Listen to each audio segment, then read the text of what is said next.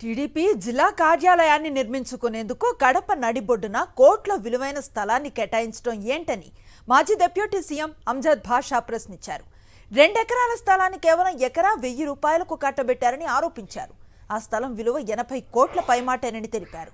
ప్రజలకు ఉపయోగపడే విలువైన స్థలాలను ఇలా కట్టబెట్టడం దారుణమన్నారు. దీనిపై పూర్తి స్థాయిలో విచారణ చేపట్టాలని డిమాండ్ చేశారు. ఒక విలువైన స్థలం, కడప నడిబొడ్డున ఉన్న స్థలం, అది ప్రజలకు ఏదైనా ఉపయోగ అవసరాల కోసం వాడుకునేదానికి అవకాశం ఉండే స్థలాన్ని మరి ఈరోజు ఒక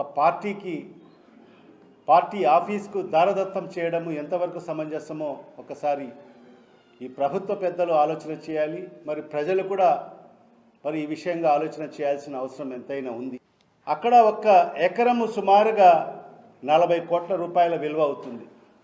అంటే 2 ఎకరాలంటే 80 కోట్ల రూపాయల విలువ అయ్యే స్థలాన్ని ఈరోజు ఒక పార్టీ కోసం 99 ఏళ్లకు మరి దారదత్తం చేయడము ఎంతవరకు సమంజసము?